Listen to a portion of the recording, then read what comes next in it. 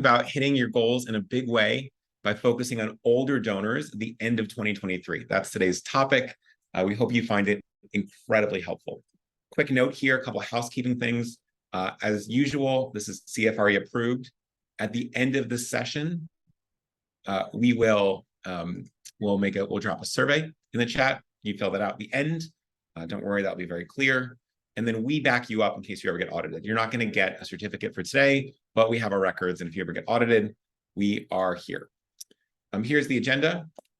Very simple and straightforward.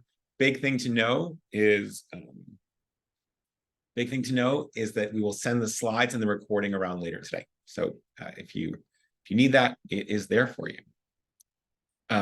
My name is Patrick. I've met many of you. I will meet many of you tomorrow, which I'm very excited about. My co-founder Jenny is out in Seattle. I live in Miami, Florida, where it is definitely not snowing today. And we are very lucky to work alongside the entire FreeWill team. We are inches from hitting $9 billion raised for charity. We have 1,400 nonprofit partners, including many of you, including many new folks in the last 2 weeks. So big welcome to you and big thank you for putting your trust in us. And together on the staff, we have about 4 centuries of fundraising experience, and we work really hard to make your life a little bit better. So big shout out to the FreeWill staff who are listening here as well. 1 or 2 more things before we get rolling. We are always grateful to have you here. We like to say thank you with giving a book gift to some of you, not everybody, because that would cost too much money. But we'll send this book to 20 people. And the book is called Generations. It's by Jean Twenge. And it really dives into the differences between Gen Z, Millennial, Gen X, Boomers, Silence, et cetera, and why these came to be. And this is one of my favorite topics, right? Things don't just happen. They all happen with all these forces behind them. And so really, really excited by that.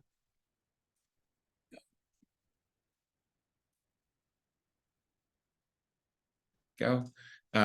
If you'd like to make a note, if you're interested here, just make a note in the survey. Tell us where to send it, and that will help you out there. It's a great book. By the way, if you don't end up getting it, this is, of course, available at local bookstores everywhere, so go check that out. All right, couple last things, and then we'll get rolling into the meat of it. We asked you how your week is going. Obviously, it's a tough week in the world, and so a little bit of dips in happiness there. But when we also look at how bullish you are about hitting your goals this year, I mean, look at this, just shooting up, right? Shooting up. This is really, really, really awesome. And it's the highest we've seen in about 5 months. And so this is really is pretty great. And I think what we're seeing, we're seeing this firsthand in our data, but we're seeing a lot of gifts rolling in October. Especially we're seeing a lot of these, what we call smart gifts, right? So these non-cash stocks, QCDs, donor advised funds, these are pouring in right now. And so the organizations that are doing that well are doing really, really well. Just as a quick note, because I see some folks entering their address in the chat, we'll make a note in the survey at the end, so you can do that. All right, let's dive in on older donors. And when we asked you how would you describe older donors, you see big things like loyal, dedicated, generous, caring, faithful, right? But also curious, willing, impact. You also see things like aging, right? That we're worried about shifting here. You see words like conservative, right? That, different psychographics among folks born in the 40s compared to folks born in the 90s, right? Not across the board, but certainly some elements there. Philanthropic, energetic, wise, et cetera. And so that's interesting to see. We'll dive in more on that in a second. This is a really important slide, right? Just as we level set for how important this topic is, when we ask you what percentage of your donor base is 65 or older, I mean, look at the numbers here. You see only 15% of you said it's less than a quarter, right? Much more of you said 26 to 50, but the vast majority of you said that over half of my donors are over 65, and 17% said almost everybody, right? And so there's a huge shift here. Now, this is number of donors. It's not dollars. For most people, something like 3/4 of their dollars are going to come from this age group. So if we want to be good at fundraising, we have to be good at fundraising from older donors. One small note, at least 2 people wrote to me and said, older, you're calling someone 68, 70, 73 older? My father runs marathons at not my father, but this is what the person said, runs marathons at 75 and just to be clear, older is a relative term. They are objectively older than people who are 45. So we're not making any value judgments on older donors. But as we talk about older donors, what do we mean by this group? And what is their life like before we dive into how to fundraise from them? So look, there's two real generations of older donors. This one is the silent generation. This is the older of the two. It is also by far the smaller of the two, right? They are born from 28 to 1945. They're aged 78 to 95 years old in 2023. Boomers, on the other hand, are born from 46 to 64, and they're 59 to 77 in 2023, right? Obviously, they'll all be a year older next year. And so the youngest boomers will be 60 next year, right? In a couple of years, the oldest boomers will be 80. The key point here is that the oldest boomers are hitting the average life expectancy of an American adult. And so that's a big deal. We mentioned this already, but boomers are so much larger than silents. And you can see this in what percentage of America is becoming over 65. So it grew by 34% over the past decade. This is an enormous jump, right? To about 52 million Americans, as we'll show in a moment, holding most of the wealth in America is in this age group, which is why it becomes so important. All right, so a quick quiz, right? So as we get our heads around this, what is the ratio of 76-year-olds to 86-year-olds in the United States, right? For every 86-year-old, how many 76-year-olds might there be? So feel free to take some guesses in the chat. 10 to 1, 7 to 1, 3 to 1, 1 to 2, 5, 4 to 1, 20 to 1. 20 to 1 is an aggressive guess. All right, we see a couple of the right answers. The right answer is about 3 to 1. For every 86-year-old, there are 3 76-year-olds. Now, another question is, for every 47-year-old, how many 63-year-olds are there? So I'll make this question. 3 to 1, 2 to 6, 1 to 3, 10 to 1. A lot of good guesses here. Okay, it's actually 0.9 to 1.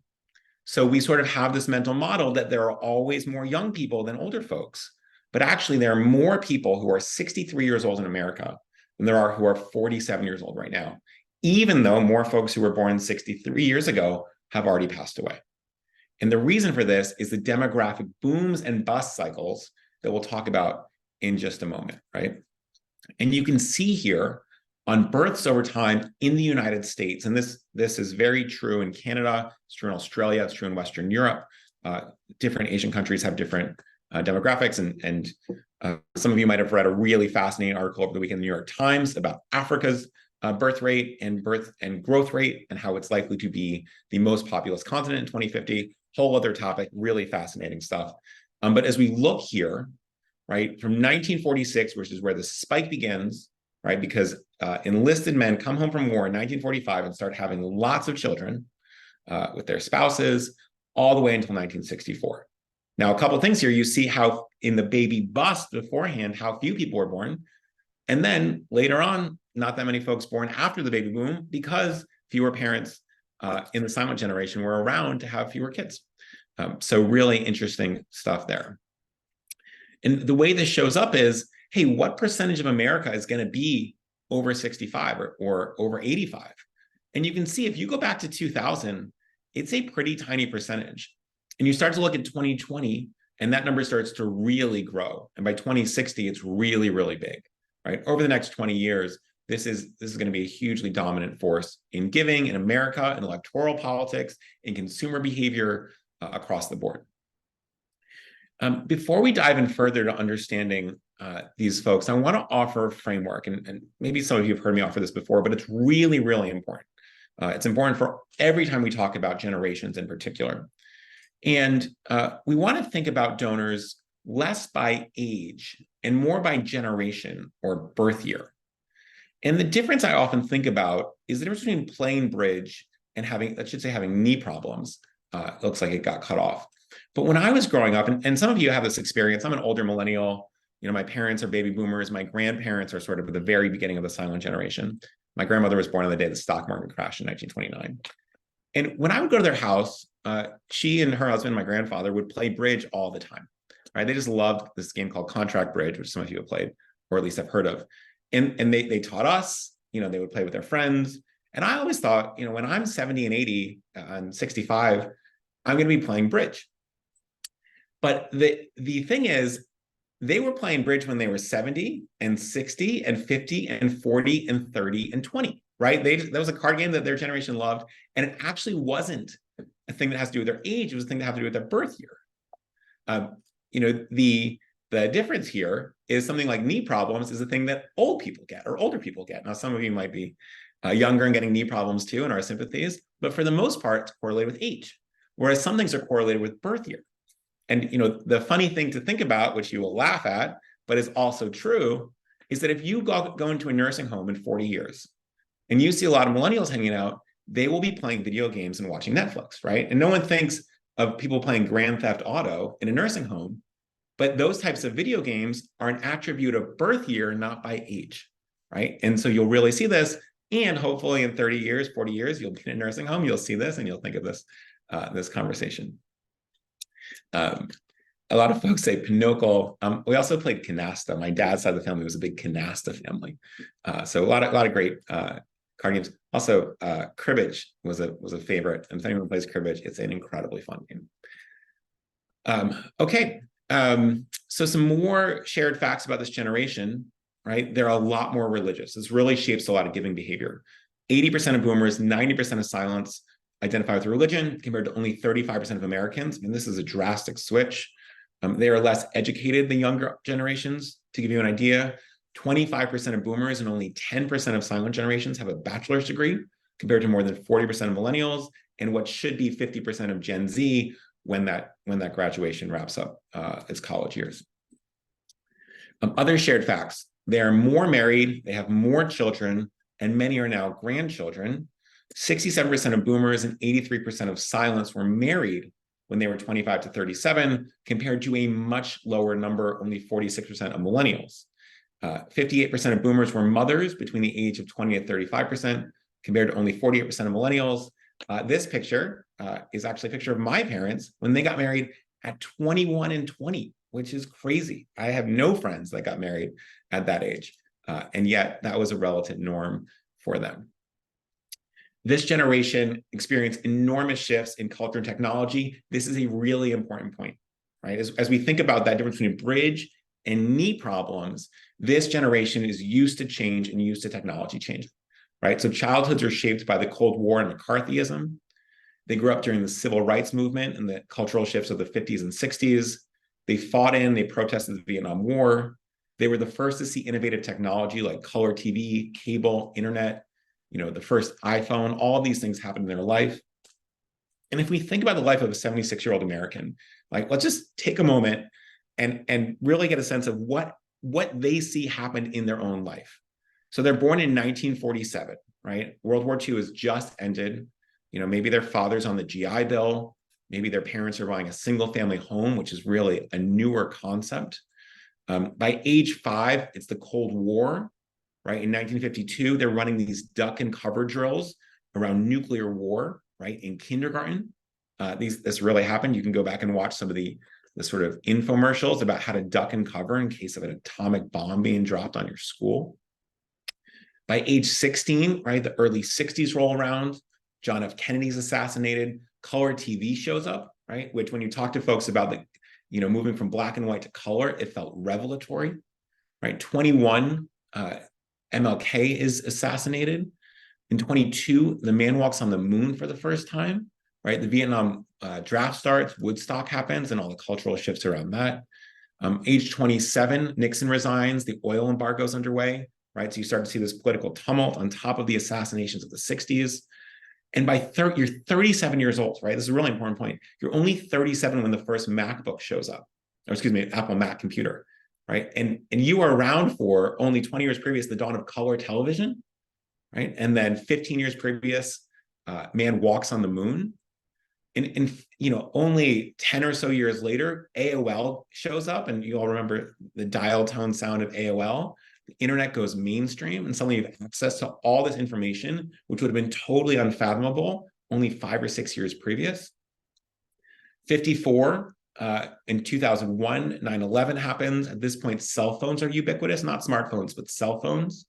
Age 60, you have your first African-American president elected. The iPhone is released, right? Which is a real change in technology, right? Again, think about this: color TV, landing on the moon, the dawn of computers, the dawn of the internet, cell phones, and then smartphones. In 68, gay marriage becomes legal. It had been illegal in many places for their entire life. 73, in 2020, many people remember this, COVID shows up, huge societal shifts. This is a really important point here. Obviously, COVID played a huge role in a lot of things. It made this generation even more tech savvy because suddenly they were much more constrained.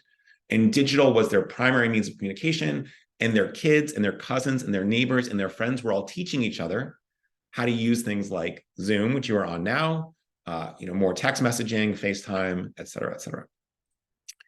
74, they're 74 years old before the first female president or vice president is inaugurated in 2021. And, now they're 76. So that, think about how much changed in the course of that life. And that really shapes the way they behave, they think, and they give. One of the things that really shows up is they're the most charitable generation. So together, they make up 61% of all contributions, coming back to this idea that if you want to be good at fundraising, you have to be good at fundraising from this group. They prefer to give to well-known, respected organizations. 45% boomers say they research an org before making a gift. 85% are loyal to specific causes or organizations, right? So they're giving repeatedly to the same place. These folks prioritize religious and local causes. You can see here by generation, right? So for boomers and matures, worship and local social service are their number 1 and number 2 causes. And then you see Gen X, worship goes a lot farther down, and they prioritize health stuff. You see the environment showing up in younger generations, but really interesting to see the difference here. Okay, so that's sort of a little bit about them. Let's look at what's happening right now in 2023 to this group and really sort of dive into understand exactly where they are. So in 2012, only 13% of folks in this age group had a smartphone. By 2021, it was already 61%. And this is going up and up and up in 22 and 23. 45% of adults over 65 use social media. You'll find that silent generation using it a lot less, boomers using it very, very heavily. Older adults also are using smartphones and tablets to check email, engage with others, obviously, all these things. But the important thing is it's not just for games and communication, right? They're using it for finance. They're using it for estate planning. They're using it for banking. They're using it for medical research and talking to their doctors. All these things that you would have thought no one in this age group is going to use online 5 years ago. Now it's all happening there. So it's a really big difference. In 2022, 75% of charitable gift revenue came from users on desktop devices. 36% of all the number of donations were made on mobile devices. 61% of boomers 61% of their giving was online. 34% of boomers say we used a new channel like GoFundMe or social media. And so there's a lot of shift here. And the biggest shift we're seeing is that older donors are now moving online for bigger and bigger and bigger gifts, right? It's not just the $25 contributions, it's the $10,000 or $500,000 stock gifts, right? It's the gifts from their donor advised funds, which are happening, by the way, almost entirely online. There's going to be about $70 billion with a B granted out of donor advised funds this year. And almost all that's happening online. What else are we seeing, right? They're going online to give more complex gifts like qualified charitable distributions, which we'll talk a lot more in a moment, or stock. This is a big deal. And we've been working with our partners to say, let's link to a QCD tool. Let's make sure it's easily available on the website. And when they do, they get 4 times more qualified charitable distributions than when they don't, right? So huge shifts overnight just by having easy to use tools in a way that makes it accessible for these donors. Another big thing, right? In the relative recent past, there were some very significant tax changes that were passed by Republican Congress and signed by then President Trump. So this is 2017. It's called the Tax Cuts and Jobs Act. It took effect in 2018 and is in effect through the end of 2025. What did it do? What it really did was limited deductions while raising the standard deduction. So it limited your mortgage deduction. You can only do it on $1 million in mortgages, and it lowered your state and local, capped your state and local taxes, which is why people in New Jersey and New York and California were up in arms, to $10K a year. And the result here is that most taxpayers are now getting bigger tax breaks from taking standard deductions than they do from itemizing deductions. And so things like charitable giving are no longer tax savvy in the way they historically were. And so you see a really big shift because of this change. The Legacy IRA Act, also signed by President Biden in 2022, it allowed seniors to make a one-time gift via QCD to a life income gift, like a charitable gift annuity from IRAs. It increases the amount that donors can give as qualified charitable distributions to account for inflation starting next year. So this year, $100,000 cap. Next year should go up quite a bit and will continue to grow, right? So QCDs are getting more valuable every year. This is pretty exciting. It also did a couple other things in the legislation. It raises the age that you have to start taking money out of your IRA, as some folks are living longer, but it doesn't change when you can start giving. And so these gifts are remaining enormously popular. We'll talk a lot more about them in a moment. They are probably the most important thing to get your head around for older donors.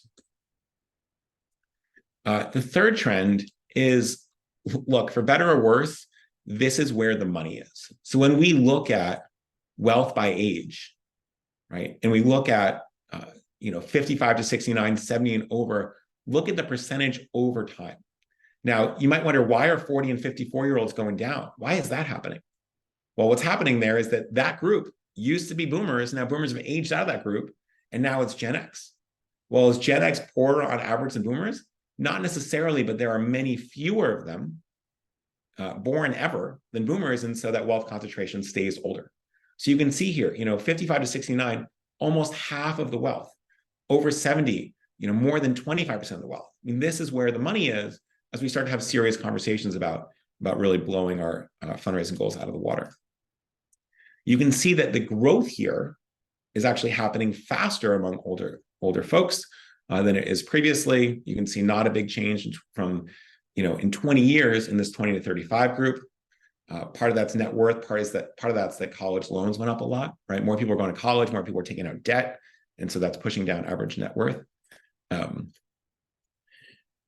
Age range, you can see in the middle, some growth in this older cohort, that's really, really growing. And so pretty interesting stuff there. The other thing we see, in a different study, look at, net worth and mean net worth, and you can see how large it is, especially among this boomer population, right? Boomers got super fortunate in terms of the housing market, the stock market, when they started saving. And so there's just a ton of concentrated wealth here. Where is this money? Well, it's heavily concentrated in real estate, as some folks have asked about, in stocks and in IRAs, which often mirror the stock market.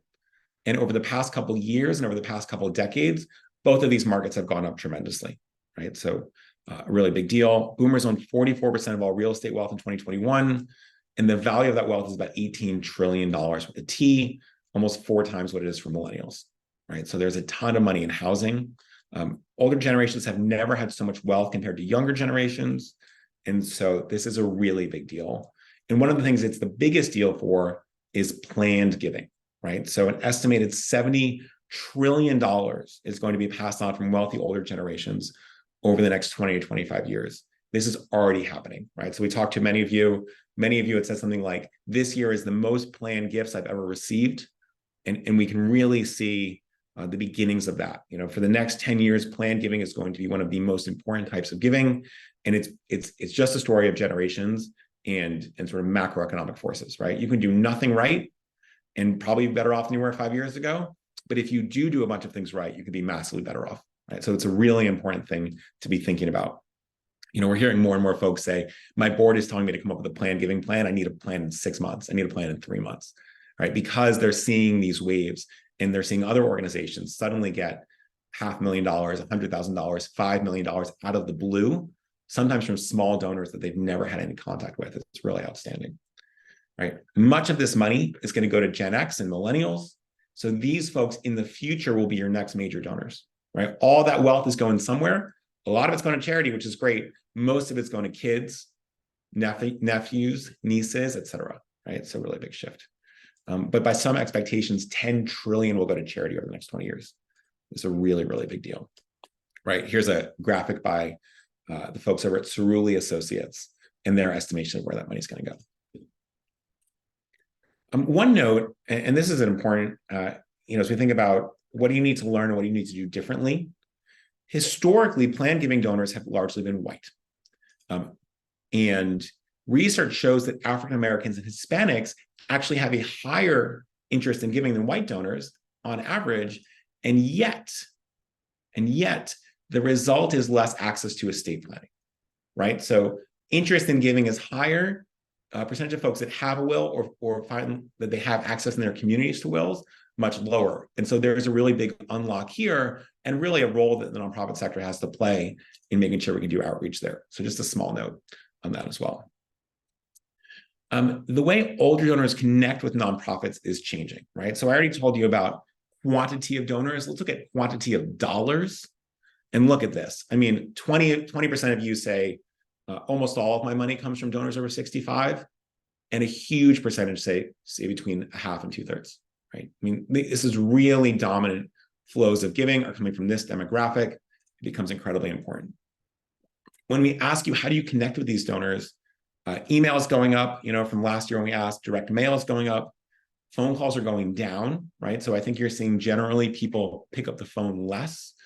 Events are going down from 2022, obviously down from 2019. Social media down, interesting. Video calls down, text down. We think there's some mistakes here, right? Not mistakes in the data, mistakes in the strategy. Text messages should be going up. Video calls should be going up. When we ask what kind of gifts your market, more marketing of cash gifts, which is great. Major gifts, obviously, up a little bit. Bequests, the number of organizations that are marketing bequests is going up dramatically, right? 51% up from just 42% last year.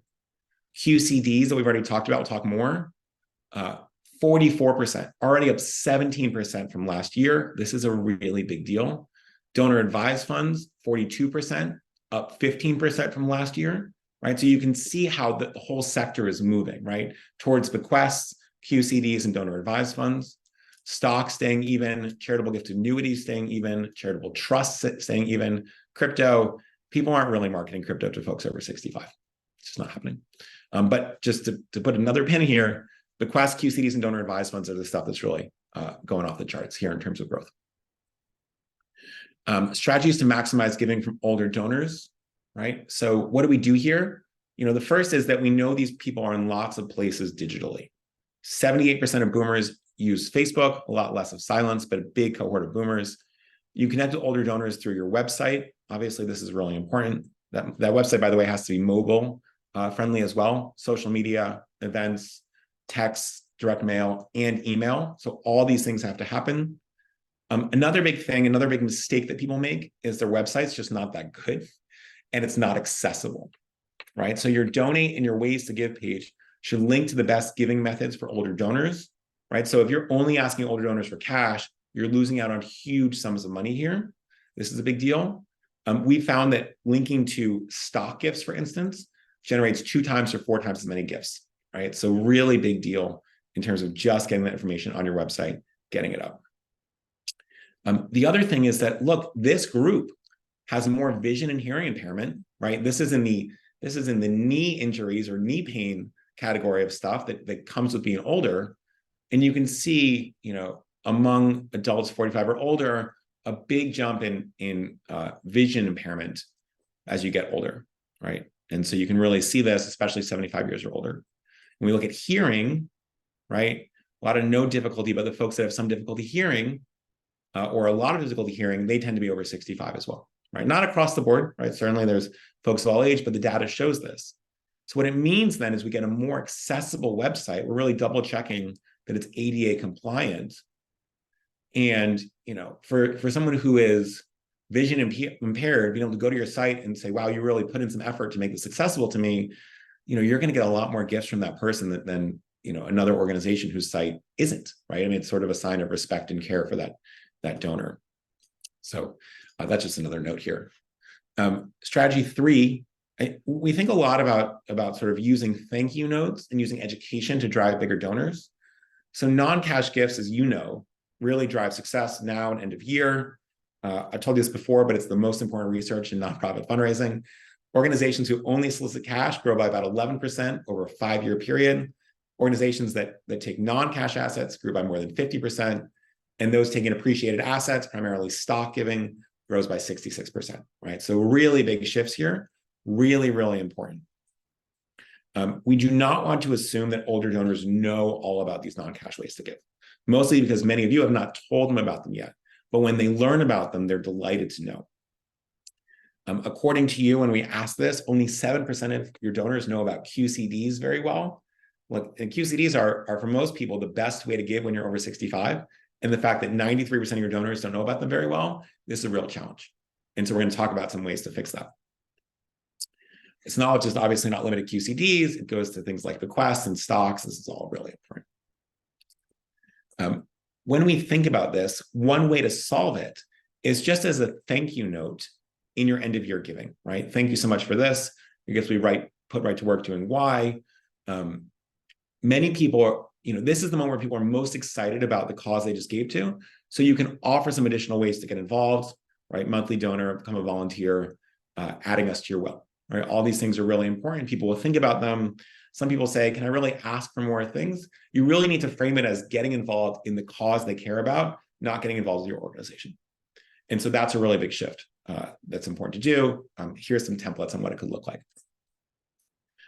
Other things to know, right? This can extend to planned giving, which obviously there's an incredible opportunity with this donor set, right? So do not let folks sort of get away with not even thinking about planned giving. We know that folks are thinking about this more than ever. We're seeing more search terms. We're seeing more searches. We're seeing more interest. And it's a really big deal. A lot of you will ask, like, I really want to talk to my 85-year-olds about planned giving, but I don't want them to be offended. I don't want them to think I'm talking to them because they're 85. And so we've done a lot of testing, and I want to show you the results of the most effective messages. One thing we can say is, even if you plan to live to 150, you still need a will get started today, right? So it's sort of tongue-in-cheek references mortality in a way that sort of brings a smile to people's faces. And other effective messaging is supporters of our, blank, whatever you are, from 18 to 88 choose to include us in their will or trust. Would you like information on how to join them? And so, first of all, you do want planned giving to be broad, but also it really signals very clearly to your older donors that, hey, we're talking to everybody about this, right? Don't feel targeted. This is a huge service we're giving to everybody. And why don't you come along for the ride with all these other folks? And this stuff works really, really well. We find that a lot of newer development directors or newer development folks are a little worried. How do I talk about planned giving? Here are some very simple things that you can put into action with very little work. All right, strategy 4, going big on QCDs, right? So this is the fastest growing type of giving. It stands for qualified charitable distribution. It is also known as an IRA charitable rollover. If you do not feel like you have a really good grasp on this, first of all, we hope you get there in the next 5 minutes as we talk about it. But secondly, this is the thing that's worth spending at least another half hour on. You can rewatch this, you can Google some stuff. Really important that if you're serious about fundraising in 2023, that you have a really good sense of these gifts, right? So for many seniors, this will be the best way for them to give. We're going to break it down right now because it's so important for this age group. So what the heck are these? They are gifts out of an IRA, right? What is an IRA? It's individual retirement account. Many of you, maybe not all, but many of you have 401ks. Some of you have IRAs. Those 401ks, as you get older, are likely to get rolled into an IRA, right? So when you leave that job over time, you'll move that into an IRA. These are commonly referred to, as I mentioned, as IRA charitable rollover gifts. And money is transferred, this is important, directly from your IRA to a 501c3 charity like yours, right? So very important. Donors must be 70 and a half. It's a little quirky, not 70, not 71, 70 and a half to give a QCD. Not the year they turn 70 and a half, they have to be 70 and a half. And then give up to $100,000 tax-free, that number is going up. A big driver behind QCDs are required minimum distributions, right? So that is the amount of money that government says you have to take out of the IRA. Now, why is this? Let's take a step back and talk about what IRAs are. IRAs are tax incentivized savings accounts, right? So I put money, not that much, but I put some money every week into my 401k. I do not pay taxes on that money. It grows and grows and grows.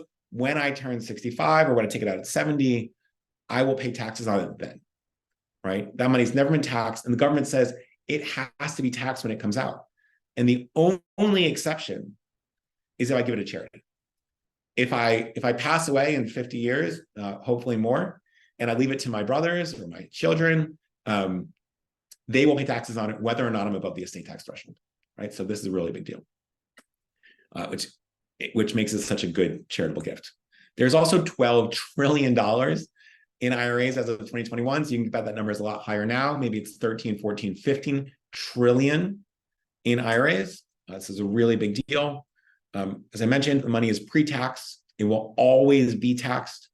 And post-tax money, the stuff you have outside your IRA, is more valuable to you, the donor, than the money in IRAs. So we want to give the money in IRAs away. We want to keep all the rest of the money. They're growing in popularity. Thousands of boomers become eligible for QCDs every single day, right? Hundreds of boomers have become eligible during this webinar. I mean, this is how fast this is happening. We'll have more donors making QCDs this year than ever before, and next year will surpass this year, right? So this is all happening very quickly. This is why we want you to get on it. But we're alarmed because when we ask you, how well do you think your donors understand QCDs? As I mentioned earlier, 7% say very well, only 14% say well, some moderately well, and a lot, somewhat or not at all. So we really have a role to play here that's very valuable. As I mentioned, they're seeing enormous growth. It's better because it meets RMDs and saves on taxes, and they are much better for you, right? So yes, it's better for the donor. They will get you bigger gifts from the same folks. This is really important, right? The same donor giving you a QCD is going to make a larger gift than giving you cash. The first dollars that an IRA owner withdraws count towards their RMDs. So we want to do this early in the year. We want to keep going. So they should make QCDs before withdrawing any of the money for themselves. And that way we avoid adding to their taxable income. If you do not have age data, right? So some of you, you might work at Lemoyne College, or you might work at, University of Alabama, and when that person graduated, their birth year, everything about them, or maybe you just have a more sophisticated program where you've collected that over time, and you can message these only to folks over 70 and a half. But some of you might say, hey, I've got 1 million people on my email list, and I don't know who's over 70. You say, great. Then we roll it into an option set gifts, right? You don't want to avoid these just because some folks are under 70, because as we saw earlier, for many of you, half your donors are that old, right? So we can't really hide the ball that way. So Southern Poverty Law Center does this, right? They have a bunch of options. Our friends over at the Second Harvest of Silicon Valley, they put a PS in a lot of emails, right? So they make sure that the donors know that, because they know, a pretty big number of their donors are over 70, but not all of them. And so it's a really good way to do. Other things you can do, we sort of plug fun, easy ways to use AI to make you better at your job. One thing you can do is give yourself talking points as you go into a conversation using AI to help a donor understand qualified charitable distributions, right? And being able to walk them through this comfortably and confidently is a really big deal, right? So this is a use case for Willie. If you want to go check out Willie, it's willie.freewill.com. You can go check it out. And I'm going to show you what those talking points look like. So let's say, in the talking point generator, we say, we're the Central Texas Food Bank. The donor is Herman and Lily Munster, right? Happy Halloween. And we want to talk to them about QCDs. And so then what it will do is it will spit out and say, actually a little more information here. You'll know, hey, Herman and Lily are both annual donors. They're in their early 70s, right? So now we have the right talking points for these folks. And we want it in English. So here's some talking points for your upcoming Munster meeting.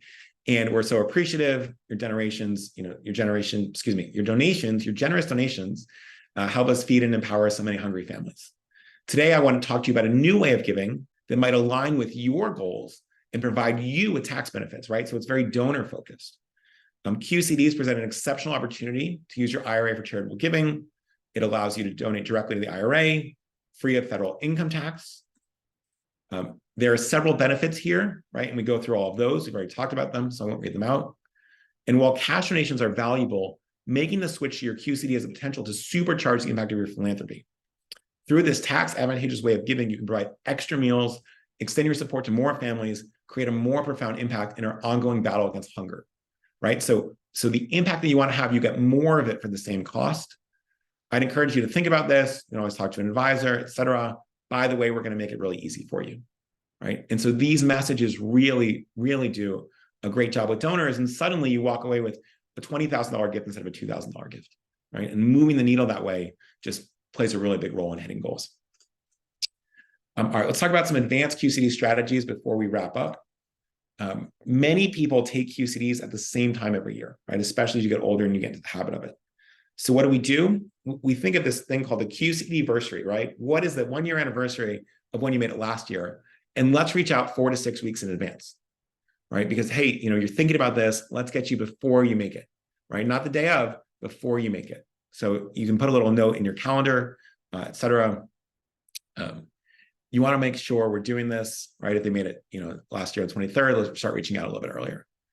You'd also want to ask QCD donors whether they'd like to learn about making your organization a beneficiary of their IRA. Now, these gifts can be really powerful because, again, that money is going to get taxed even if they're below the estate tax threshold. Also, many people don't know that you can make a recurring gift through a QCD, and highlighting that can play a really big role. One other thing I love that we've designed here, here's a view of what it looks like, and we've made these for our partners, is the birthday card, the 70.5 birthday card, right? So you get a my birthday's in June. If I get a birthday card in December, I'm like, what the heck is this? And it really catches your eye.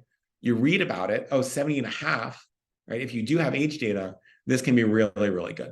It's very simple, it's very straightforward, but people really like getting these and really like sending them because they're so eye-catching and memorable, right? Because it's not about the organization, it's about me. I turned 70.5, and now suddenly this new thing is open to me. And so that's really cool. All right, so we're going to talk about a couple of quick things, and then we're going to do a little bit of time for questions. Probably end a little bit early today. So my colleague Phoebe is going to drop a note in the chat. Thank you, Phoebe. I'm going to hold everyone else's chats for a second to make it easy for you all to find. So in the chat right now, there is a link to a survey that Phoebe dropped. This is the way that you can get this book, right? So we're going to send this to 20 people. Please put your full name and your address so we can actually send it. If you're selected, it's a great book. If not, feel free to buy it at your local independent bookstore and support those small businesses.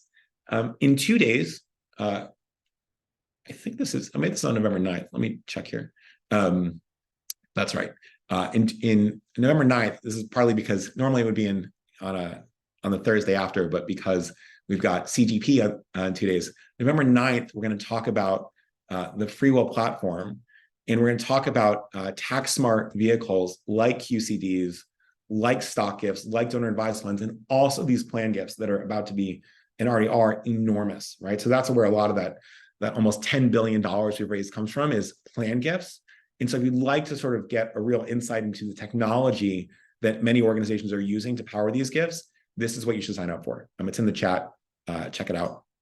We'd love to have you there.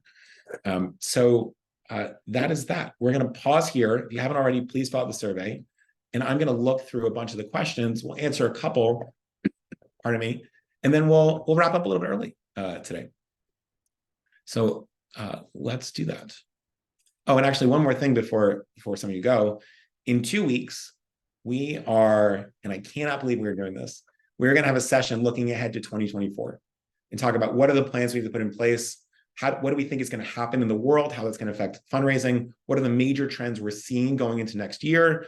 I cannot believe that 2024 is just around the corner, and yet it is. So we need to get our plans in place, learn a lot across the board. Paul says, can you repost the link for November 9th? Paul, there is a question in the survey that if you fill out the survey, you will get an invite. Thank you, Phoebe, for making that happen. All right, let's look at some questions. Carmen, is there a resource or tools that help us identify the age of donors? Carmen, many organizations love to send birthday cards. You can say, hey, we'd love to sign you up for a birthday card. Tell us when you were born, and you can add that. Obviously, for some organizations, a lot more data is available because how they participated. And so that's there.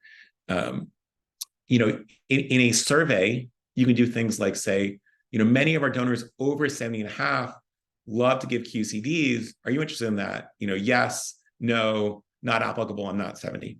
And so you can do that. So some really good questions.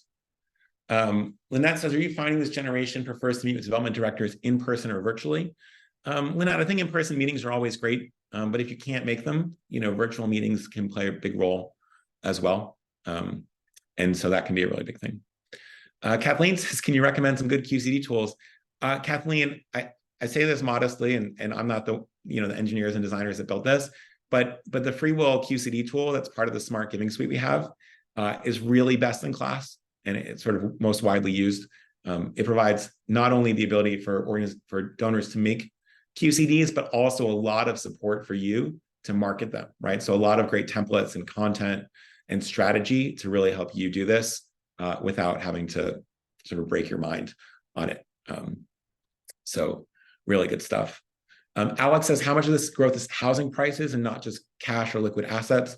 Alex, a lot of it's housing prices. And the question is about the growth in baby boomer net worth, but a lot of it's stock market, right? So people invested, you know, if you invested in the late 70s and early 80s in the S&P, that money's grown up by about 23x, right? So you put $10,000 in, it's 230,000, you put 100,000, it's 2.3 million now. And so, you know, as Einstein said, you know, compound interest is one of the most powerful forces in the world. There's been some really powerful compound interest at play for boomers. Great. Deborah says, Patrick, are you finding boomers a bit less interested in annuities than the silent generation? Deborah, I do see that. Now, I don't have any great data for you, so it's anecdotal.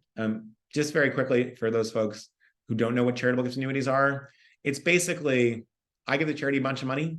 Charity agrees to pay me a certain amount every year for the rest of my life, as long as I live. When I pass away, everything left in that account goes to charity, right?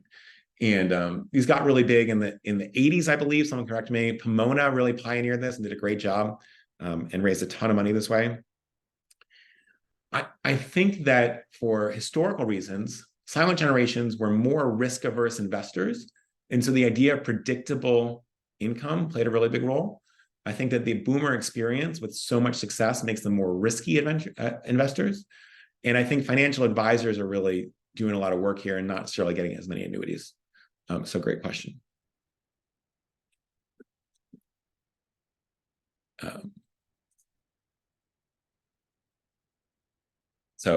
Great question. Let's do one more.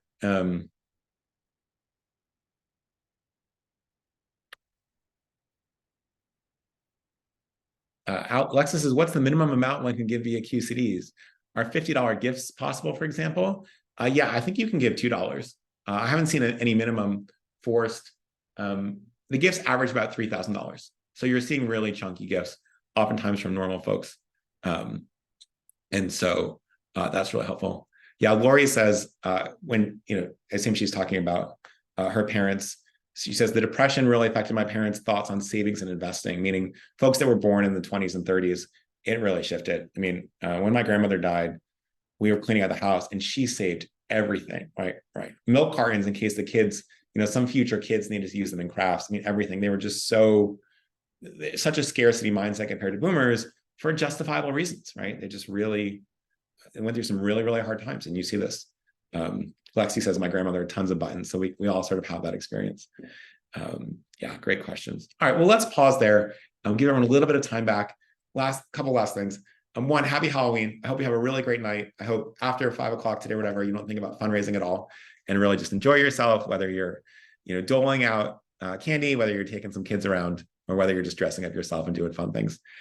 Two, really big thank you for all of you for being here. I think it's really fun for us to sort of do the homework, really understand why everything is the way it is, figure out what the path is forward. And it's really important to us that you guys are successful this year, but also that, you know, so many of you are really investing in your careers by being here, and we really appreciate that. And we're really excited. I mean, one thing that we haven't mentioned is, you know, a lot of boomers are approaching retirement age. And so there's a lot of leadership roles that are opening at nonprofits around the country because folks who are in those roles are turning 65, 66, 68, 70, and they're saying, hey, it's time to retire. I had a great career. And so us getting you smart and helping you lead a lot of these organizations is also really exciting. And so just really big thank you. We'd love to see you on the 9th. We'd love to see you on the 14th. I would love to see you tomorrow if you're going to be in Chicago, and hope to see you there. So take care and talk to everybody very soon.